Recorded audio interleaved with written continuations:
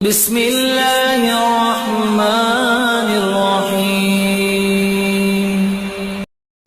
بسم اللہ الرحمن الرحیم والصلاة والسلام علی سید الانبیاء والمرسلین۔ السلام علیکم ورحمۃ اللہ وبرکاتہ۔ عربی کے 29 حروف میں سے جو 17 مخارج تھے، ہم اس میں سے ابھی تک 6 مخارج کو ڈسکس کر چکے ہیں۔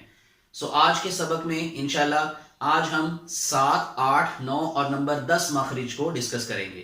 ان مخارج کو بتانے سے پہلے میں آپ کو تھوڑا سا اب زبان کے جو مختلف حصے ہیں ان کے نام اس لیے ضرور بتانا چاہوں گا کیونکہ آگے جو ہم لوگ حروف کے نام بولیں گے وہ موسٹلی زبان کے جو مختلف حصے ہیں اس سے ریلیٹڈ کر کے آپ لوگوں کو وہ نام بتائے جاتے ہیں۔ اب کیونکہ 5-6 سبق آپ لوگ لے چکے ہیں تو اس لیے آہستہ آہستہ وہ جو بیسک ٹرمینالوجی ہے وہ بھی میں ساتھ ساتھ آپ کو بتاتا جاؤں گا۔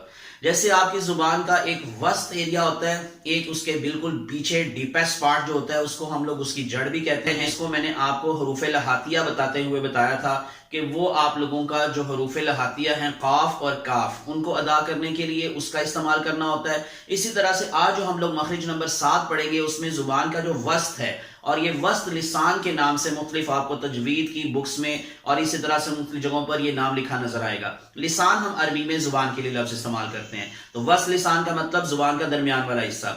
اسی طرح سے زبان کی جو سائڈز ہوتی ہیں جن کو ہم اس کے اطراف کہہ سکتے ہیں، تو اس کو آپ لوگ عربی کے اندر ٹیکنیکلی جو نام دیتے ہیں وہ ہے طرفہ لسان اور حافہ لسان۔ جو طرفہ لسان ہے وہ آپ کی زبان کی جو نوک ہے اس کے پیچھے والی اطراف ہیں، اور جو حافہ لسان ہے وہ ان اطراف کے پیچھے یعنی کہ جو جڑ کے پاس والی اطراف ہوتی ہیں ان کو ہم لوگ حافہ لسان کا نام دیتے ہیں۔ اب طرفہ لسان سے 2 مخارج آپ کو ملیں گے جس کو ہم حروف طرفیہ کہیں گے، جس میں ایک لام کا اور نون کا، ویسے ایک تیسرا مخرج بھی ہے را کا، لیکن وہ ہم انشاءاللہ اگلے سبق میں سٹڈی کریں گے۔ اور اس کے علاوہ جو آپ لوگوں کو حافہ لسان ہے اس سے ایک مخرج ملے گا جس کو ہم حرف حافیہ بولتے ہیں۔ حروف شجریہ جو ہیں وہ وسط زبان سے ادا ہوں گے جب آپ کا وسط زبان کا ایریا اوپر والے تالو کے ساتھ درمیان میں اٹیچ ہوگا۔ ہم لوگ جیم، شین اور یا، وہاں سے یہ 3 حروف کو ادا کریں گے۔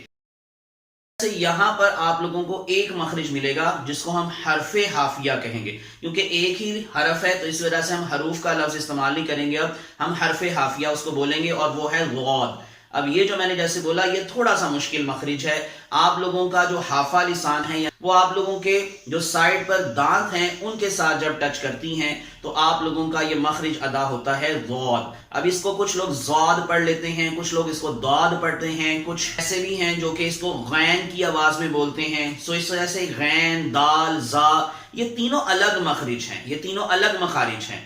آپ لوگوں نے اگر اس کو ادا کرنا ہے تو جیسے میں نے بھی آپ کو طریقہ بتایا، اس کی مشق آپ کو لازمن کرنا ہوگی۔ اطراف ہیں جس کو ہم لوگ بولتے ہیں حافہ لسان، اس کو جب آپ اپنے دانتوں کے ساتھ دائیں یا بائیں، کچھ زیادہ لوگ کہتے ہیں بائیں، لیکن دائیں یا بائیں دونوں طرف آپ اگر اپنے حافہ لسان کو اگر اٹیچ کر کے بولیں گے تو غاد غاد۔ اب دیکھیں میں نے یہ دائیں طرف اٹیچ کیا تھا، بائیں طرف بھی تقریباً وہی آپ کا مخرج ادا ہوگا، یعنی وہی آواز نکلے گی، غاد غاد۔ ٹھیک ہے، تو یہ اب آپ لوگوں کو دال کی آواز میں نہیں بولنا، یا غین کی آواز میں بھی نہیں بولنا، اور زا کی آواز میں بھی نہیں بولنا۔ یہ صرف اور صرف بچوں کو آسانی سے سمجھانے کے لیے یا ان کو آسانی سے بتانے کے لیے کچھ لوگ ان کو دال، غین اور زا اس کی مخرج سے ادا کروا دیتے ہیں، لیکن جو اصل اس کا مخرج ہے وہ ہے غاد۔ تو انشاءاللہ جب اس کے بعد میں اس سبق کے اندر ہی آخر پر آپ کو تھوڑی سی تلاوت کر کے مزید اس مخرج کی پریکٹس کرواؤں گا، اور انشاءاللہ یہ پھر مزید مخرج آپ کا کلیئر ہو جائے گا۔ اب حروف طرفیہ ہیں 3، لام، نون اور را۔ ان کو ادا کرنے کے لیے بڑی سمپل سی بات ہے، یہ زیادہ مشکل مخارج نہیں ہے۔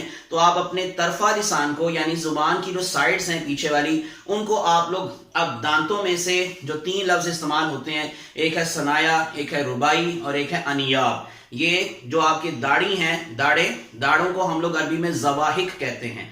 داڑھوں کو چھوڑ کر جو آگے انیاب ہے، پھر ربائی اور پھر ثنایا، تو ان کے ساتھ جب آپ اپنی زبان کا اطراف یعنی طرفہ، یہ لفظ کہاں سے آیا؟ اطراف سے۔ تو زبان کی سائڈ کو جب آپ لوگ ان 3 دانتوں سے اٹیچ کریں گے، ان کے مسوڑوں سے اسپیشلی، تو آپ لوگوں کا یہ مخرج ادا ہوگا نون نون۔ اور اگر آپ لوگوں کو یہ جب آپ اس میں زواحق، جیسے میں نے بولا تھا کہ یہ داڑھوں کے لیے لفظ استعمال ہوتا ہے، تو ان 3 دانتوں کے ساتھ اگر آپ ایک داڑھ کو بھی شامل کر لیں گے तो फिर लाम का मखरज अदा होगा। अब आखिर पे मैं एक छोटी सी तलावत करूंगा और उसके बाद फिर इन्हीं मखारिज की हम मश्क के लिए उसको सुनेंगे और इंशाल्लाह ये मखारिज आपके मजीद अच्छे हो जाएंगे।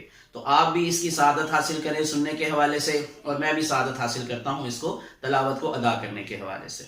अऊज़ु बिल्लाहि मिनश शैतानिर रजीम। बिस्मिल्लाहिर रहमानिर रहीम। वश्शम्सि वज़ुहाहा वश्शम्सि वज़ुहाहा वल्क़मरि इज़ा तलाहा वल्क़मरि इज़ा तलाहा वन्नहारि इज़ा जल्लाहा वन्नहारि इज़ा जल्लाहा वल्लैलि इज़ा यग़शाहा वल्लैलि इज़ा यग़शाहा वस्समाइ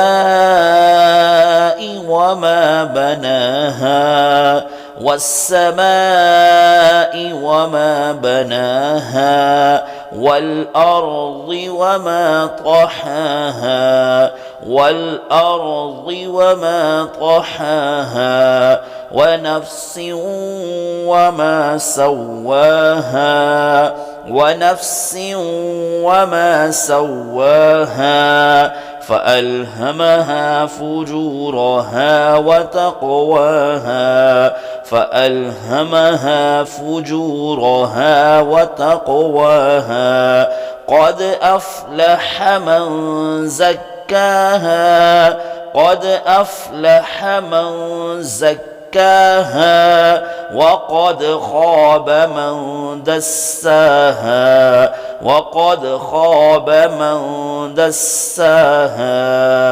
सदक़ल्लाहुल अज़ीम। उम्मीद आप लोगों को ये मखारिज का कुछ समझ आ गया होगा। तो आप लोग अगर इसको दोहराते रहेंगे तो इंशाल्लाह ये आप लोगों के मखारिज अच्छे से अच्छे अदा होते रहेंगे।